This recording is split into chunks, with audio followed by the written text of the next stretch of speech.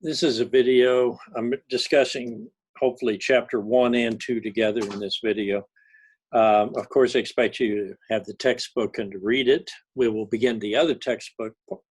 You can start reading the other textbook anytime, but I'll need you to keep a few things fresh in your mind. So if you want to wait toward the end of the week to read in the middle of everywhere, that's fine. Why did I choose this book? It's a little out of date, but on the other hand, it doesn't cost $150. There's an issue of the cost of books that I think is a scandal. If you have kids and you're paying for their textbooks, you know that even online access, whatever, things need to be broken up. Certain companies are gaining total control of the textbook market. And I feel that it's like a lot of things. I don't believe there should be one Facebook or it should totally dominate other applications. We used to, in the 1901 and stuff, we had antitrust groups that kept one particular industry from dominating everything. It'd be like if all the cars are made by Ford, or if all the television stations were owned by CBS or Fox or something. Unhealthy. Economic diversity promotes competition. Okay, that's my little preaching, but in his first chapter, Banks talks about the history, and he's looking around 2006, 2008, therefore. Things have certainly got hotter since then, especially this year. But concepts he talks about that we're very familiar with if you grew up studying American history. Assimilation. The word assimilate means that people will become one. But how is that one to be? And for many groups, for Native Americans, assimilation has been annihilation of their culture. It's like I guess I would say it's like the Borg on Star Trek, if you know the Borg. They assimilate people. They literally come in and absorb other life forms in their technology, and then physically try to make them into creatures like themselves. They destroy you. So the word assimilation is seen by many minorities historically, is now seen as a very racist term. Okay.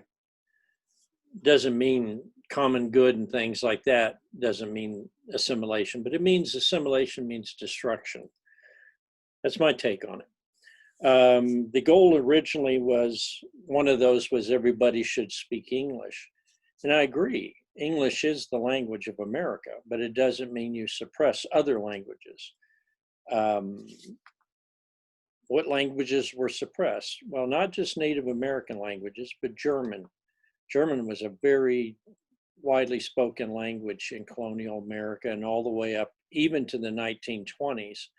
But fear of outsiders, fear of communism, fear of xenophobia, which is with the X, xenophobia, is caused people to suppress. It even reached the point where post office had the power to refuse to take mail or deliver mail that wasn't written in English. They actually had a requirement at one time, and it actually impacted not just German, but Polish and any other language, that you had to supply a copy of everything in the paper written in English so it could be examined to see if it's safe. So there was a real anti-foreign movement. These anti-foreign movements took place many times in American history. The Know Nothing Party of the 1840s was a reaction against outsiders and against Germans and other ethnic groups. And they literally were against foreigners. Extreme examples, there are cases, extreme case, one story, a group of Irishmen that were brought over to do work for a man, and it turned out that they believed that they were massacred rather than be paid. The man just murdered them all. And I don't know if it's 20 or 30, but it was a massacre, and there's some hint of that. The Chinese built the railroads. A lot of people, you never see a big Western with a lot of Chinese cowboys because they were Chinese workers, and they've been forgotten. There were laws passed in some states making the killing of certain minorities not a crime, et cetera, et cetera. And I'm not talking about lynching in African Americans. I'm talking about other ethnic groups. I mean, you should hopefully know the story of African Americans, but I don't assume that. But I'm not going to cover everybody's history in this. But things are coming to fore now. We're seeing protests, and we're seeing an openness that I haven't seen in my lifetime. I've never seen this level of aggressiveness, people standing up and talking, calling things out. In the first chapter, there's a great amount of attention paid by banks, and you can do census work in addition to that, that the numbers of different groups called minorities are becoming, and at one point will become, a majority in the United States. So-called whites will not be the majority. I think right now we're sitting very close, if not over, that kids under a certain age in the United States, the majority are of color. They are not so-called whites. So we got the numbers, and you can look at all this, and he's got some of it here on page 5 in the textbook. This is a chart, talks about decades, and it shows the percentage of European and North American origin, etc. And you can see that even though it's gone down from 72% in 1950, 59, it's going to be much, much fewer legal immigrants come into countries. It's switching. It's not coming from Europe. Very few coming from Europe or parts of North America, more Latin American, Caribbean, and stuff. So that's immigrants. And then he gives you lots of statistics here. Now, I'm not going to read them to you. I want you to look at them. You can also go on a census, Google census, and look at the percentage of percentage of people in the United States, and by different age groups. I just mentioned ago, young kids are, that especially if you're going to be a teacher, you're going to be teaching children of great diversity. Not only great diversity, but it's not like they're all first generation. You're teaching third and fourth generation. So you have to come to the conclusion, and when you see on a piece, e pluribus unum, one people, written on the money, that in fact we're reaching where we are one people, but how are we going to put this puzzle together and do it in a peaceful way, and do it and right now we're seeing a lot of the chaos. So that's huge.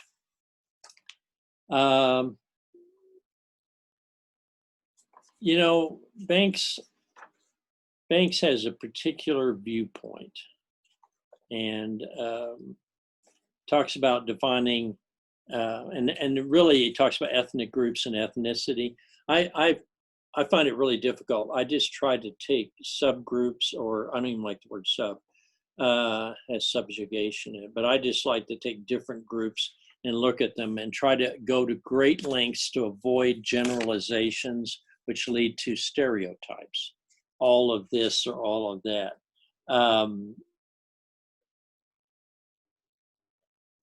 The idea that people are descended from a certain group and they somehow stay loyal to that. I know my personal background, if you go on ancestry.com, which I'm not going to pay for, but you'll find out that it's just a mishmash of good and bad and average people, mostly invisible, who lived at one point in their time, and they mainly are only known by the fact they passed on their genes.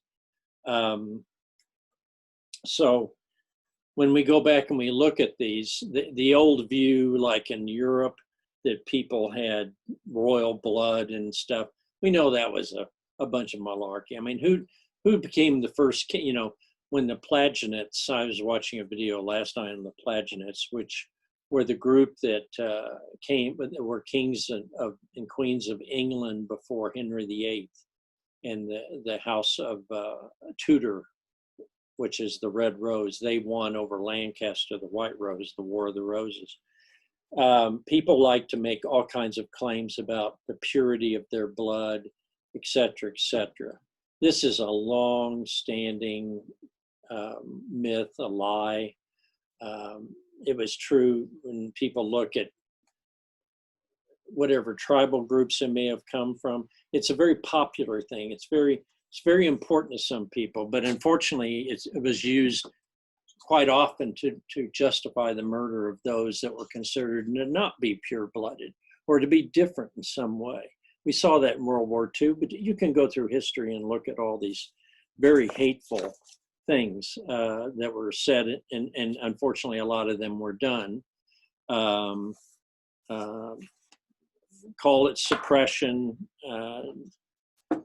call it whatever you want, but it was, you know, the term he brings up here with ethnics is the need to Americanize or Anglicize, to make those that are outside come into the system or into our country, and they need to be like us.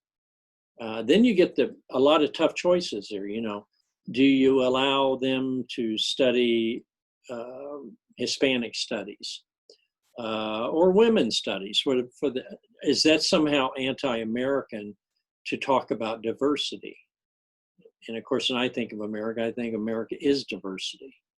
The people that came over early on were the Dutch in New York, and the Spanish in a lot of the South, and always through Mexico and the Southwest. Hispanic has been American as long as America's been here, or at least they called it North America.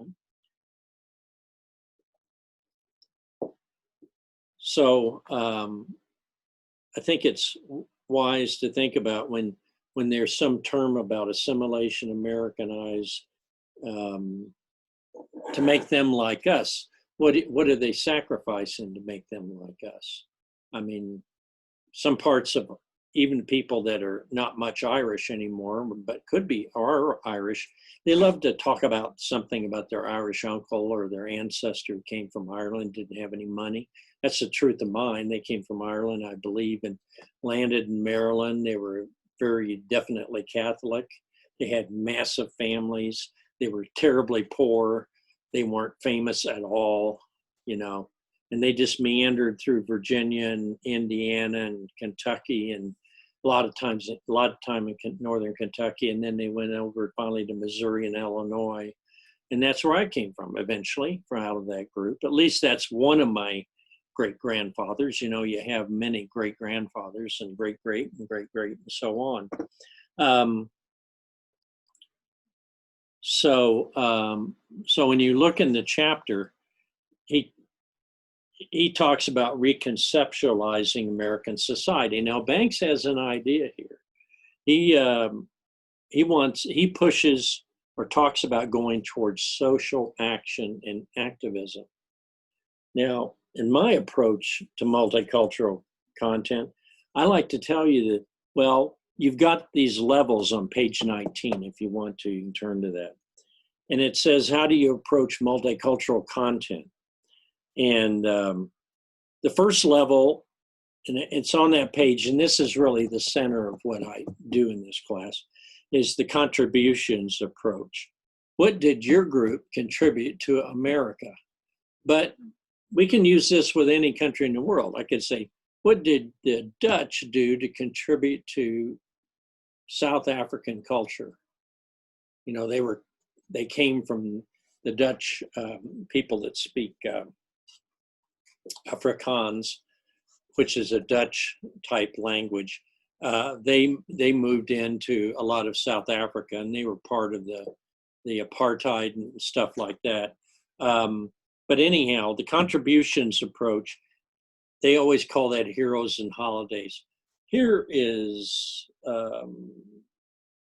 Freddie Prinze Jr. or Freddie Prinze Sr., who was a comedian.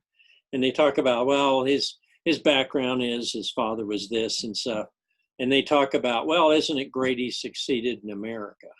Okay. Now there's kind of a mindset that this is my game, and you came in and you learned to play it and you became a part of it. Okay. That's where the crunch is. See, what did you have to give up to become a part of it? Did you give up something that you shouldn't have given up? This is where it's really tough. People say, well, my Swedish great-grandfather came over and, or great-great-grandfather now, it's been a while, or German or whatever. And eventually they kind of quit speaking Swedish because, well, what good is that? Now, my question to you is, why would you have ever given up speaking Swedish? Do you know people can speak 2 languages? They do it all over the world. Not so much in America, but they do it all over the world. Wouldn't it have been great if you were bilingual and could speak German or Swedish or Dutch or whatever, and learned English? There's a lot of evidence that dual language speakers, trilingual speakers, whatever, this may dramatically impact your flexibility, your intelligence, the quality of person you are, your knowledge base. You can certainly say that German language and German culture and German philosophy, despite the evil of the 20th century, that prior to that they were the tops in engineering, chemistry, a lot of books written in technology, you had to learn German. That's just how it was. Various groups had various attributes. The French, fluent speakers of French who gave up their French, but they didn't do it in Canada. Does that mean that Canada has problems because they have 2 languages there? Yeah, there's some tensions. People stick with their culture, but the individual who can speak English and French and maybe another language, they have a lot of attributes, or I call characteristics, that make them a better person and a better student. Being monolingual doesn't mean you're disabled or anything, but we started a dual language program in Lexington several years ago, and sadly my daughter was 1 year too old to get into it, so she didn't get the benefit of it. But the key here is that the language program brought up a group of kids, some Hispanic who didn't speak a lot of English or some English, and some were, white kids, however you want to call it, other kids in the community. A lot of prominent people desperately wanted their kids in that school because they knew their children would grow up and they would be fluent in 2 languages. And by the way, being fluent, especially in Spanish, is a hugely valuable job skill.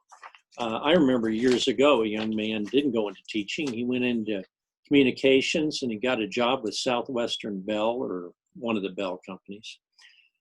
And he spoke Spanish and English. Well, guess what? He's going to be able to discuss technical things in Spanish or switch over and speak about them in English. Very valuable skill, because you cannot as a company say, no, you better learn English or I won't do business with you.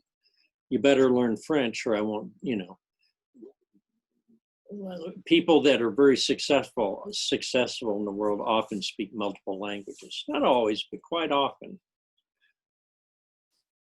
Now, the contributions approach is considered is just acknowledging that there's other people and there is diversity, but you don't get into it too much.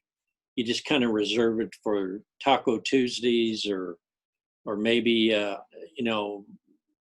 March 17th, you have some kind of an Irish production at your school.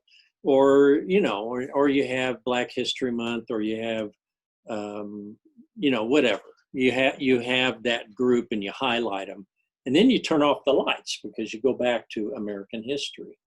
And what is American history? Well, it's as multicultural as hell. I mean, come on, it's multicultural. You look at the units that fought in the Civil War. There were Irish units, there were German units, there were people coming over that arrived as immigrants and enlisted in the army. There was a strong tradition among Germans against slavery, so they were pro-union.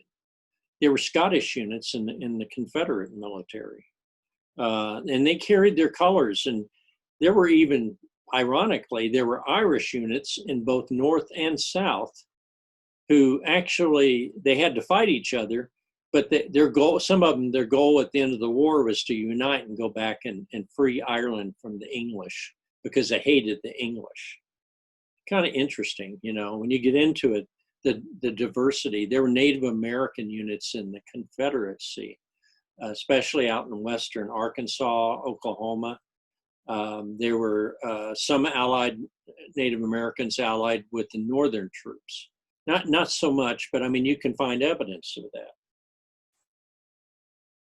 But you can find evidence. I mean, you can find all kinds of things. War really is chaos, and people have to implement different strategies.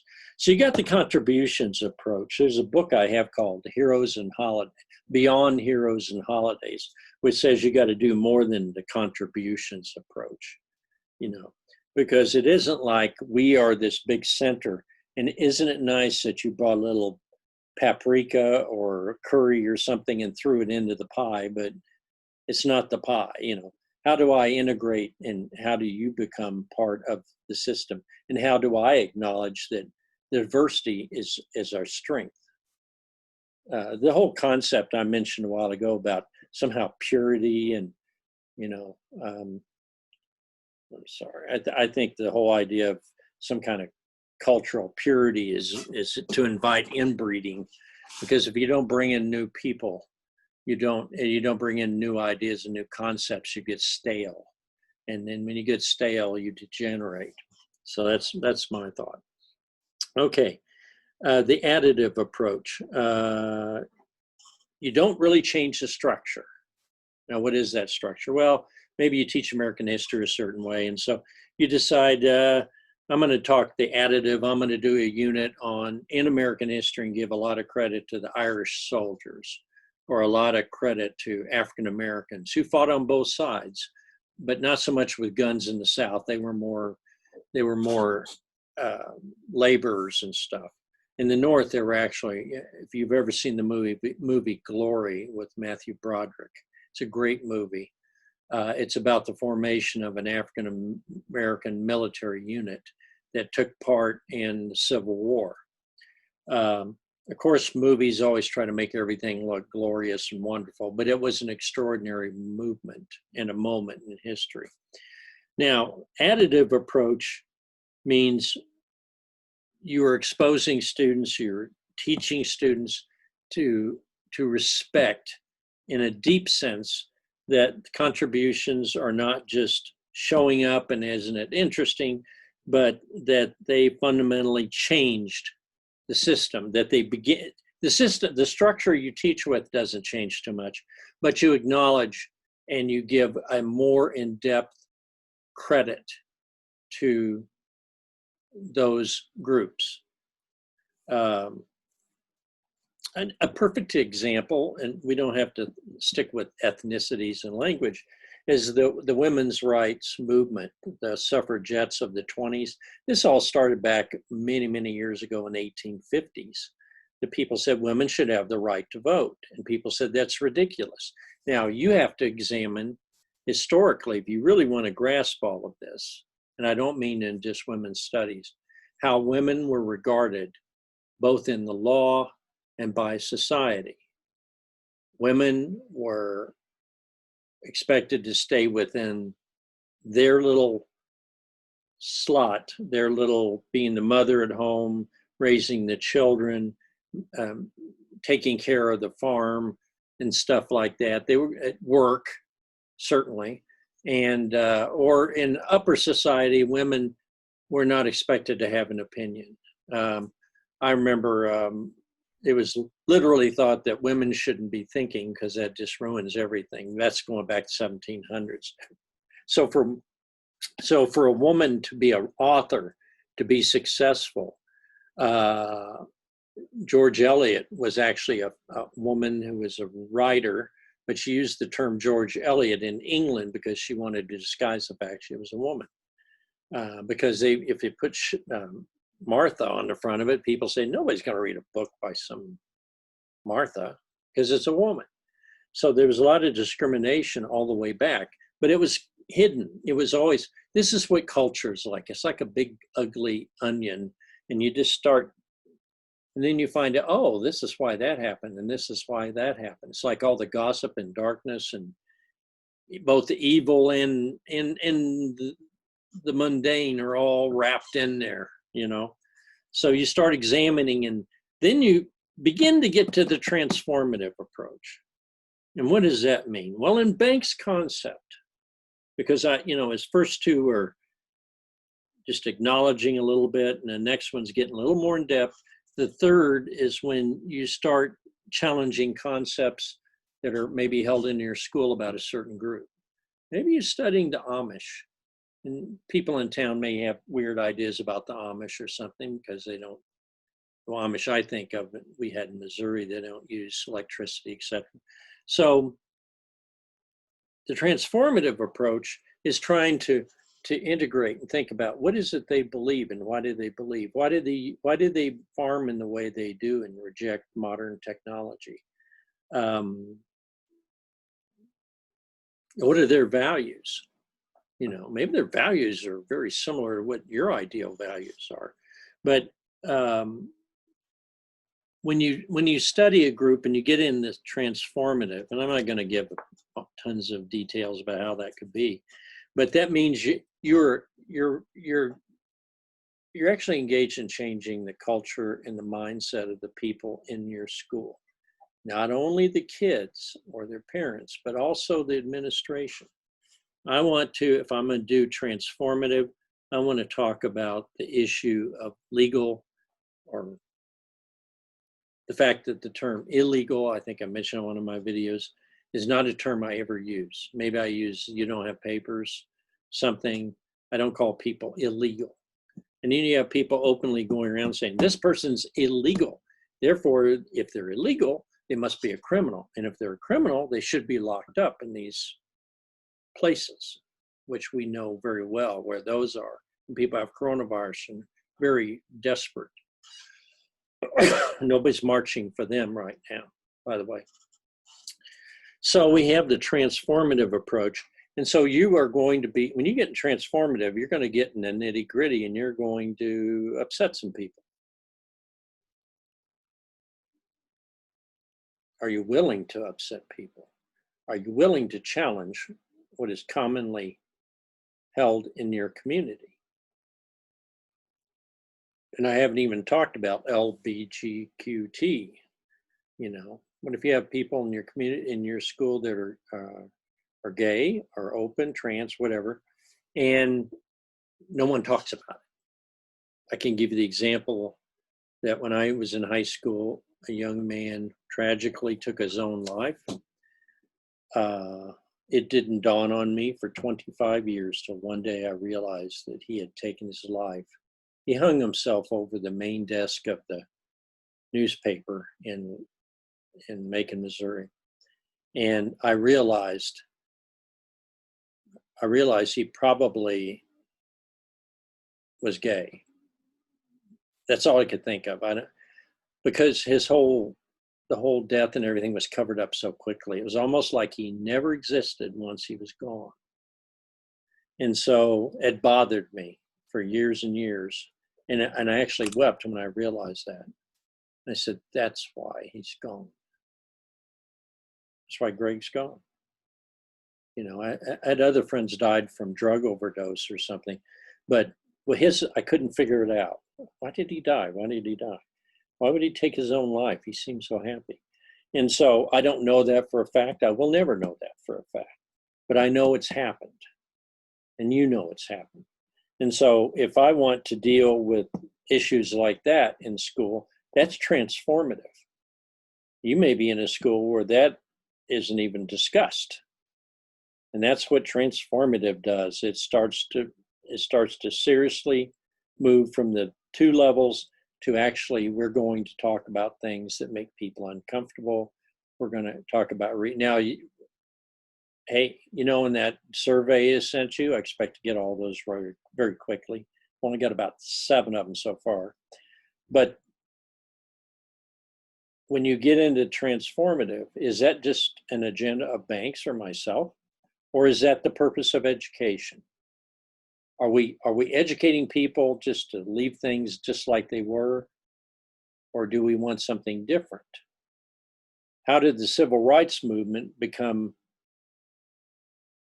end up being taught in schools?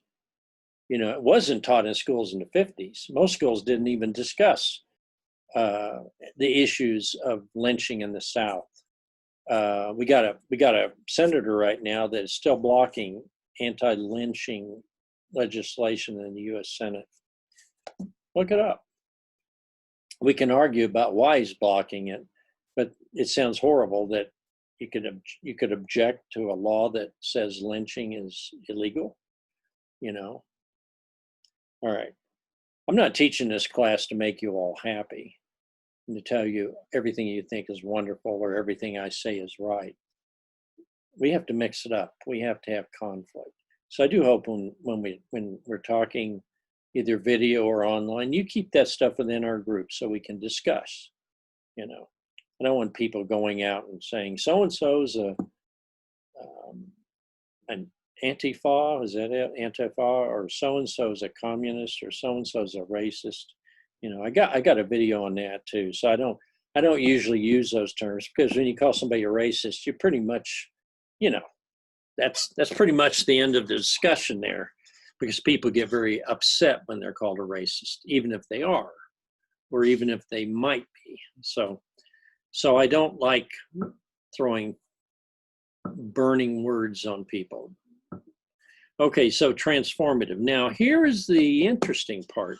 Level 4, and this is really big in this chapter about, and you can read about, it talks about Columbus and the Arawaks, and sometimes people rewrite historical examples of how things have happened. But social action approach. Now, you're actually seeing this with protests. Protests are a form of social action. But you have to decide on these 4 approaches what's appropriate for the level of children you're teaching. I mean, you can't go to first graders and talk to them about marching and protesting. Actually, you can, but probably it has to be within a context where it's something that they have a lot of support on. Ideas are actually very dangerous. They challenge the existing society. Just go to communist China now and try to come up with some different ideas. You're going to find yourself locked up somewhere. I may have somebody. But societies that are very authoritarian not only crack down on protesters, but I mean, they take names and people disappear, or people go to jail, et cetera, et cetera. So when we talk about these last approaches, I'm not telling you that, oh, you can do this and you have a right to do this and there'll be no repercussions. Of course there'll be repercussions, probably. I mean, if you want a social action and you teach a group of high school or middle schoolers that to stand up for LGBTQT rights, or to stand up for maybe you're pro or anti on the gun issue. I'm not going to tell you which way, but if you want to, if there's a meeting, if there's a feeling, and they feel that they have reasonably decided what is an appropriate behavior, maybe they want to form a club maybe they want to form a prayer club, and they want to emphasize religious freedom, and they want to think seriously about that. I think in administration said, well, that's too controversial. I remember back in high school years ago that we couldn't do anything controversial. Well, what do you want to do? I want to be in the Spanish club. Oh, Spanish, very controversial. I said, it is the way we spoke it. But so you have to look at what level of controversy. What are other teachers going to say if you address this? How can you do it in a healthy and eye-opening way that can be supported by your administration? And even if not supported by your administration, that you feel you have to put yourself on the line to say we need to address some of these issues. These issues in a school, when we talk about culture, you know, we get into this thing where we talk about very, you know, aspects of history like Native Americans and the treatment of Native Americans by the U.S. Government, by the military, etc. Bad things that happen. You know, a lot of times you go someplace and they'll say, "Oh no, we're all learning a little Arapaho and we're all happy and it's a cool language and stuff," but they don't want to talk about the ugly stuff. That's ugly stuff is when you get the upper two levels here. This is stuff that generally is still in the mindset of people historically. People that I remember a teacher years ago, history teacher, and I hope he didn't say it to his kids, but he tried to defend. He said, you know, slavery, there were some good aspects to slavery, you know, like you didn't have to worry about getting a job. I said, I mean, honest to God, the guy actually said this, and I said, he has no idea what slavery is. I mean, if he were taken and whipped, taken from his family and sold to somebody to go pick beans in a garden or dig holes or dig a canal, and if he ran off, they'd kill him, then he'd get the idea. But he obviously didn't understand any aspect of slavery. He thought there were good aspects of slavery. This is stuff apologists for horrible things in history try to defend it. And but he would just say these things, and then, you know, people get fired nowadays for this. You go up and try to defend slavery or something, you're not going to be able to keep your job. You have to watch what you say, and not only watch what you say, but if you're going to say stupid things, you have to deal with the ramifications of it. But I want to mention it on this chapter, and I'm going to do a separate chapter too, because I think it's too long now. But that terms like melting pot, assimilation are not healthy things. There is no melting pot. Everybody in the country didn't all marry into everybody else to where there's no ethnicities or no differences. People kept to themselves. They kept certain groups were kept poor. Certain groups were not allowed to advance up. We have a pretty social, mobile society, generally speaking, but not for everybody. So what I take from this chapter, and I need to terminate this, is that whatever group, these terms on page number 7 on page 28, talks about melting pot, ethnic group. What are these concepts and what do they mean? Terms that you can use. Ethnic minority group, you know. A lot of times we get mixed up, and skin color somehow becomes the most predominant thing, and skin color is the least relevant thing. You can be Hispanic and be way paler than me. You could be you could have different groups mixed in, and your skin color doesn't reflect that at all. You could be somebody from another part of the world, and someone thinks, oh, you know, because of your skin color, you must be one of those. And so you find yourself, skin color doesn't mean crap. It's meaningless. And people still harp on that. So I don't, you know, I'm going to let it go now. I'm going to talk about developing multicultural curriculum in the next one. Thank you.